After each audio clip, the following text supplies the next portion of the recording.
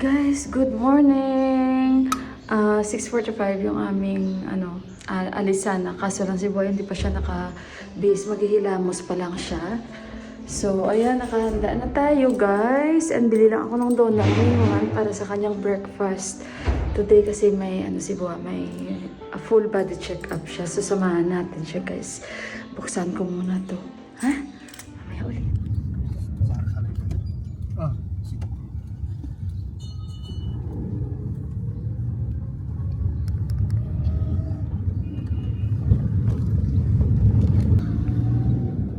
A few minutes later.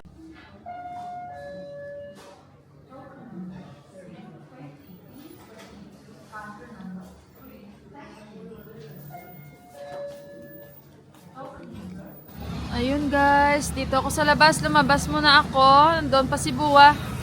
Hindi pa siya tapos. Ito yung labas ng clinic. Yan. Yung clinic. Nandito tayo sa Daily Bazaar. Daily Bazaar guys. Pasok na ako. Mamaya ulit. Turn right onto Pashapati Sedan.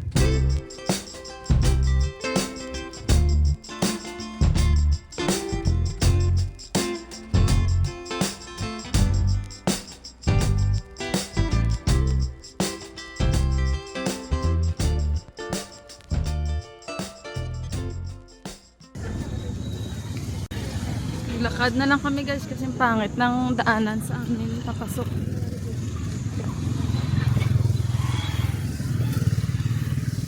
Ayan, palapit na pa sa bahay.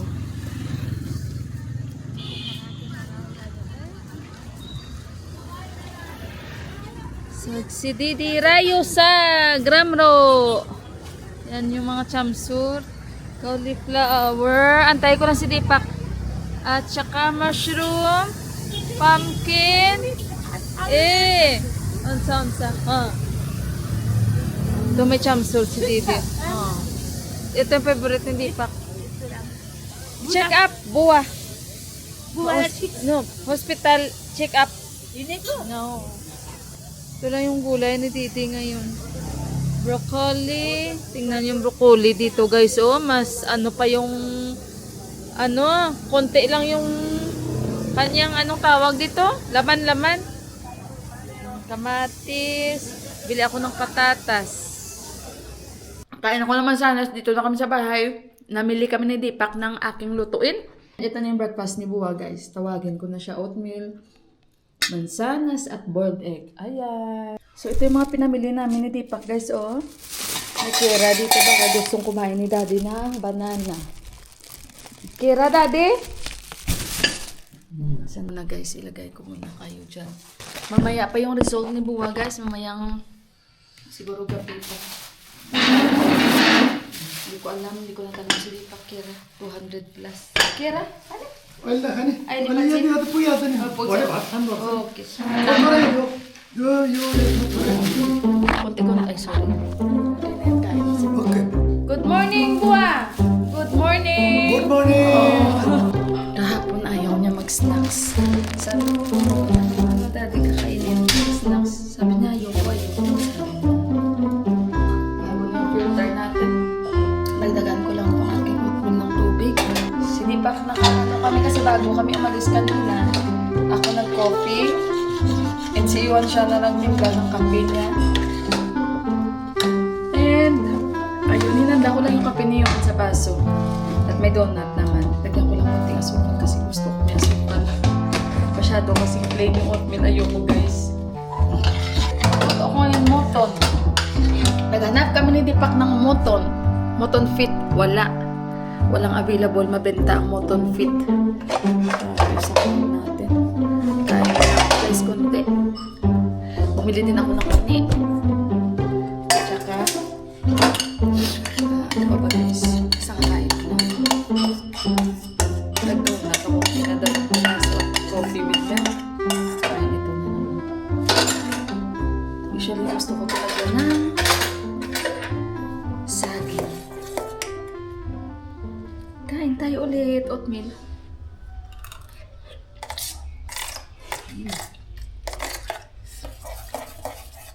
Guys, namili kami ni Dipak, bawang. Namili kami ng kamatis, patatas, 1 kilo. Isang kilo ito guys. And yung lentil soup, yung dal, ayan oh. Namili tayo. And yung munggo dal. Yan, nilagay namin sana sa mutton pit kaso wala. And samsur dahil si Buhay gusto niya lagi may sag and labanos guys. At saka ayun, sabi ko kay Dipak, ilagay doon sa guys, sa washing machine yung mga labahin. And ito saging. Hindi ko ba alam anong pangalan nito guys, oh. Yan. Masarap ito guys. Ito yung si Sis Olga ang patikin sa akin. Ito masarap ito ipares sa kape. Crunchy ba siya masyado? Nakalimutan ko ang pangalan nito guys. And badam. Yung mani. Bumili ako. And kanina umaga, maaga pa, fresh donut. And gusto kong tikman ito. Yung akala ko Nutella. Ito yung pinadala ng brother-in-law ko. O brother-in-law ko ya. Hazelnut. Spread. Ayan. Mamaya-maya tikman natin. Ito kung masarap ito guys. So mag-start na ako magluto ng moton. Naipakita ko na sa inyo, may mga vlogs na rin ako guys. So, I don't think so na ipapakita ko sa inyo ang moton ko. So, next, kung gusto niyo ulit mapanood kung paano ako magluto ng moton ko, i-attach ko yung link sa baba. So, ayun guys, mag-start muna ako dito at mamaya balikan ko kayo. Guys, ito yung langka. Nabili ko nung isang araw. Sinuko muna sa mainit na tubig. Ilalagay ko yan sa moton. Curry ko guys. Tingnan natin kung magustuhan nila ni Dipak. Ito na yung moton curry ko guys. Hindi ko siya ginisa. Bali parang minarinate ko siya. Nilagay ko yung mga masala. And magluluto na ako ng aking chamsur. Ito na siya guys. Bumili din kami ng isang tray na itlog. 500 lang ito guys. Sa kabila 570, 560. So ayan. Yung yung local na egg. Means yung native na egg is nasa 600 siya plus. Medyo mahal siya. So, this time, ito lang ang binili namin. 500 isang tray. Inipat natin sa egg tray yung ating mga itlog. Kagabi, guys, tinikman ko pala yung yung dinala ng brother-in-law ko sa akin. Yung sea chicken man yun, pero sardinas pa siya. Ano pa yung ibig sabihin ng sea chicken, no? Minsan, pag bago ko siya lutuin, hinugasan ko sure yan kasi may mga pupo.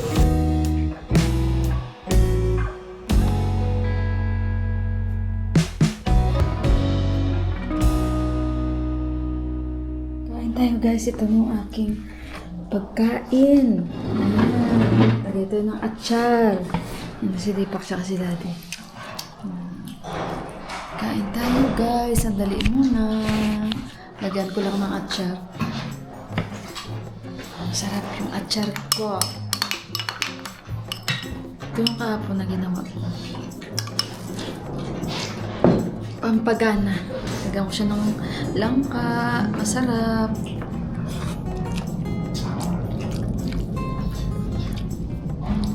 Masarap din pala ang moto na may langka. Sarap kain dali.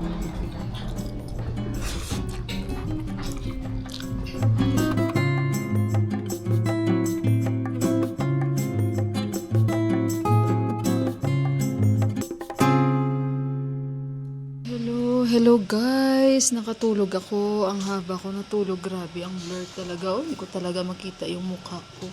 Ang haba ng tulog ko guys. Nagsimula siguro mga 2 o'clock. Nagising ako mga 4 o'clock. Yun, kasi napagod din ako. Maaga kami nagising. So yun na nga, kukuhanin yung result. Hindi ko alam kung makakasama tayo. Kasi si Johan darating siya 7:30 and tinatapos ko tong ini-edit ko guys. Pero kung makakasama mo tayo, okay lang naman. Kasi alam nyo, may sinabi ako kay Dipak na sabi ko kasi si biyanan ko na lalaki ko ano-ano ang mga sinasabi niya. Pumayat nga siya guys. So baka kung ano agad ang i-intro niya sa doktor, hindi aware yung doktor. Although professional naman yung guys malalaman, pero mas okay na yung malaman niya kung ano ba yung status ng pasyente kasi hindi man ni daddy alam paano niya yan i-explain kung ano yung kanyang mga sinasabi o ginagawa kasi hindi na niya alam, kumbaga hindi niya maalala.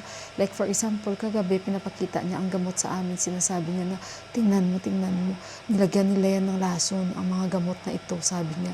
Kaya ayaw niya ganun, ayaw niya iniinom niya yung mga gamot.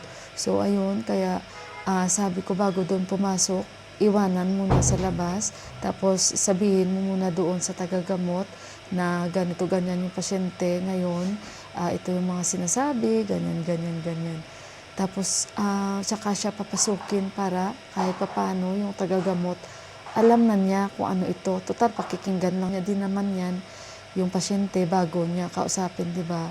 So, ayun, at sabi ko, professional naman yan, malalaman naman niya yan sa kilos, sa pagsasalita, o kung ano ang mga sinasabi. So, ayun guys, abangan na lang natin at yung mga resulta niya, kasi doon, ganun din naman, na walang problema. So, tingnan natin dito guys kung ano ang resulta niya. Mahal din pala ang ganyan, ano, kung lahat, buong katawan, nasa 10,000 sa pera nila dito. So, sa pera natin, ayan guys.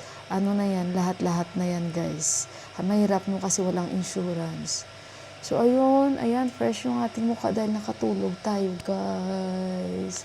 At mamaya uli. Okay guys, dito na kami. Si Bua. Si Deepak na sa pharmacy. And yung time natin is 5:45 na guys. So, kukuhanin yung result.